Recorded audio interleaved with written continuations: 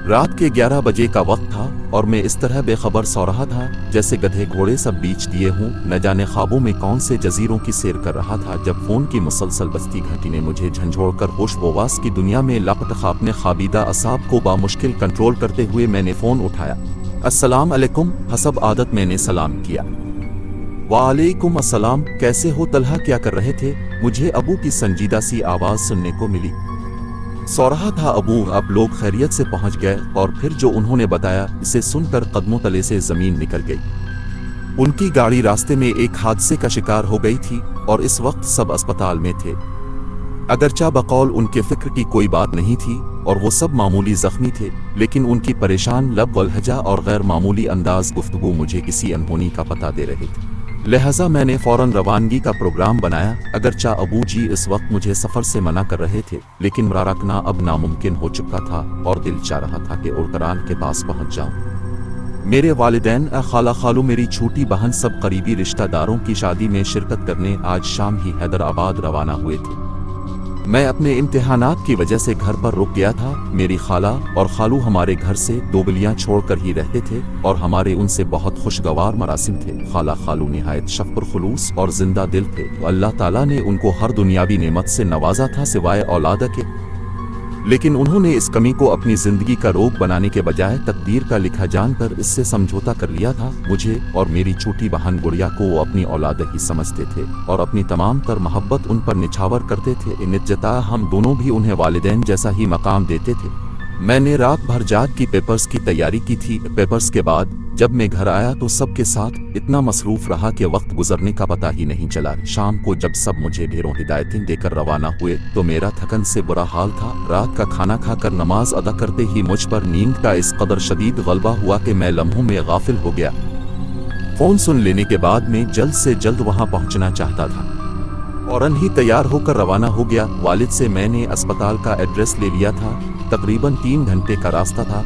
जब मैं घर से रवाना हुआ था तो हल्की हल्की बूंदाबांद छोटियां शुरू हो चुकी थी। कराची में तो रातें जागती हैं, लिहाजा काफी देर तक मुझे तन्हाई का एहसास नहीं हुआ। रास्ते रोशन थे और लोग भी घूमते फिरते नजर आ रहे थे। आधे घंटे बाद बूंदाबांदी ने मूसलाधार बारिश की शक्ल इख्तियार कर ली। अब तक मैं शहर से भी काफी दूर आ चुका था, लिहाजा ट्रैफिक भी बहुत कम हो गया था। कभी कभार गाड़ी नजर आ जाती थी। अगरचा गाड़ी के वाइपर मुसलसल चल रहे थे, लेकिन तेज बारिश के बाइस बाहर धुंध लासा नजर आ रहा था। थोड़े थोड़े फासले पर लगे स्ट्रीट लैंप अपनी मध्यम सी रोशनी से तारीकी को शिकस्त देने की नाकाम कोशिश कर रहे थे। सड़क पर दोनों तरफ घने दरख्तों ने रही सही रोशनी को भी निगल लिया था। अगरचा मैं फितरतना काफी दलेर और निडर था, लेकिन तन्हाई और तारीकी की हैबत मुझ पर तारी होती जा रही थी और मैं सफर के बखैर ईद तमाम होने की दुआ कर रहा था। लम्हा भर को बिजली चमकती तो पूरा मंजर वाजे हो जाता था। बड़े बड़े दरख्त तेज हुआ से हिलते हुए मुख्तलिफ शक्लें इख्तियार कर रहे थे। कभी कभी तो यूं लगता जैसे खून आशाम चुड़ैलें मुझे इशारे से अपनी तरफ बिला रही हूं। अचानक बिजली चमकी तो मुझे दूर सड़क पर ऐन दरमियान में एक इंसानी ह्यूला खड़ा हुआ नजर आया, जो जोर जोर से हाथ हिलाकर गाड़ी रोकने की इस्तिदा कर रहा था। पहले तो मैं इसे कोई चूरा चुक्का समझा जो मुझे रोक कर लूटना चाह रहा था। फिर अचानक मेरे जहन में बचपन से सुनी हुई वो तमाम डरावनी कहानियां दर आईं जिनमें आसिफ मुख्तलिफ रूप इख्तियार करके मुसाफिरों को तंग करते। ये सोचकर मेरे रूंगटे खड़े हो गए। एक ख्याल ये भी था कि शायद कोई जरूरतमंद हो जो रात के इस पहर मदद के लिए खड़ा हो। बहरहाल जब मैं जल तो जलाल तो काविर्द करता वहां तक पहुंचा तो ये देखकर उसे अपनी आंखों पर यकीन करना मुश्किल हो गया कि वहां कोई इंसान तो क्या कोई चिड़िया का बच्चा तक न था। मैंने हर तरफ बगौर देखा, लेकिन चारों तरफ तन्हाई और सन्नाटे का राज था। खौफ से मेरा बुरा हाल हो गया और मैं अंधाधुंध गाड़ी भगाते हुए चला गया। अभी मैं थोड़ी दूर ही गया था कि अचानक किसी ने पीछे से मेरे कंधे पर हाथ रखा। मेरा ऊपर का सांस ऊपर और नीचे का सांस नीचे रह गया और दिल तूफानी रफ्तार से धड़कने लगा। बामुश्किल मैंने पीछे मुड़कर देखा तो मुझे यूं महसूस हुआ जैसे पिछली सीट पर बालों का एक बहुत बड़ा सा ढेर धुरा हुआ है।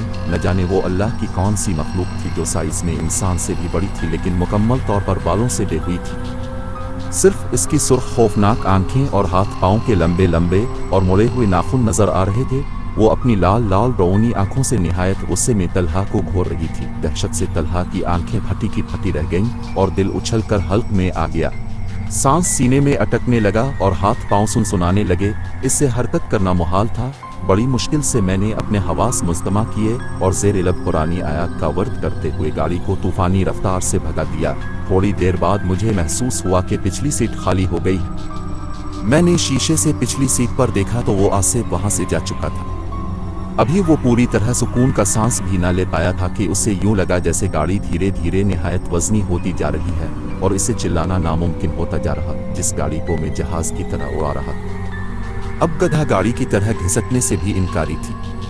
अभी मैं इसी शशोपंज में मुब्तला था कि पीछे से एक खौफनाक कहकहा सुनाई दिया। ऐसी दहशत ज़दा कर देने वाली आवाज़ मैंने अपनी पूरी जिंदगी में पहले कभी नहीं सुनी थी। मुड़ कर देखा तो वही गैर इंसानी मखलूक दोबारा सीट पर विराजमान होकर कहकहे लगाती नजर आई।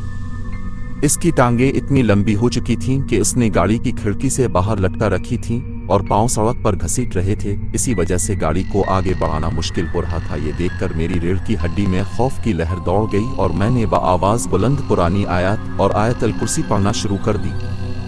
थोड़ी देर बाद गाड़ी फिर हल्की होकर तेजी से रवा दवा हो गई। इसके बाद गाहे बगाहे ये तमाशा चलता रहा। कभी वो बिला पीछे और कभी आगे मेरे साथ वाली सीट पर नजर आती, कभी कहकहे लगाना शुरू कर देती और कभी निहायत गुस्से से मुझे घूरती रहती। मैंने दुआओं का विर्द जारी रखा और तेजी से गाड़ी भगाता रहा। घंटा भर में शहर के आसार नजर आने लगे तो वो मखलूक का यक गायब हो गई। मैंने अल्लाह का शुक्र अदा किया कि मैं बाखैरियत बगैर कोई नुकसान पहुंचाए मेरा पीछा छोड़ दिया। अभी मैं अस्पताल से 15 मिनट के फासले पर था कि फिर मुझे शाक लगा। रात की तारीकी और मूसलाधार बारिश में खालू एक स्ट्रीट लैंप के नीचे खड़े नजर आए। मैंने ब्रेक पर पांव दबाया तो गाड़ी सड़क पर दूर तक घिसकती चली गई। खालू तेज तेज चलते हुए आए और फ्रंट सीट का दरवाजा खोलकर मेरे साथ बैठ गए। इतनी तेज बारिश में खड़े होने के बावजूद उनका लिबास बिल्कुल खुश्क था। मैंने निहायत हैरत से उनसे पूछा कि वो यहाँ क्या कर रहे थे तो उन्होंने धीरे से कहा, बस बेटा यूं ही खड़ा था। वो बिल्कुल गुमसम और खोए खोए से थे। बातों के इंतहाई शौकीन और बात बात पर जोर से कहकहे लगाने वाले खालू बिल्कुल खामोश थे। सोच सोच कर बामुश्किल चंद अल्फाज अदा कर रहे थे। जब मैंने उनसे सब की खैरियत पूछी तो वो गोया हुए, हाँ बेटा सब बिल्कुल ठीक है, तुम फिक्र ना करो, तुमसे मिले बगैर जाने का दिल नहीं चाह रहा था तो मैं चला आया। मैं हैरत से सोचने लगा कि वो कहाँ जा रहे हैं, लेकिन उनकी हालत देखकर मैंने मजीद पूछना मुनासिब न समझा। मुझे लगा कि एक्सीडेंट ने उनके हवास को मुतासिर कर रखा है। मैं खुद भी अस्पताल पहुंचने की जल्दी में था, लिहाजा खामोशी से ड्राइव करने लगा। जब पार्किंग में पहुंचकर मैं उतरने लगा तो ये देखकर मेरी सिटी गुम हो गई कि बराबर वाली सीट खाली थी। मैं तेजी से अस्पताल में दाखिल हुआ तो सामने ही मेरे वालिद नाक दिल गिरफ्तार हालत में खड़े नजर आए। मैं खालू के बारे में बताना चाहता था लेकिन वो खामोशी से तेज तेज चलते हुए मुझे अंदर ले गए। कमरे का मंजर देखकर मुझ पर सख्ता तारी हो गया। सामने ही बिस्तर पर खालू की लाश रखी थी जो रोड एक्सीडेंट में मौके पर ही दम तोड़ गए थे। उम्मी और खाला मुझे देखकर लपक कर आए और मुझसे लिपट कर कूद कूद कर रोने लगी। लेकिन मैं अपने हवासों में ही कब था जो उन्हें तसल्ली देता उन्हें तो हैरत से किंग खड़ा ये सोच रहा था कि अगर खालू एक्सीडेंट के वक्त ही इंतकाल कर गए थे तो अब मेरे साथ गाड़ी में कौन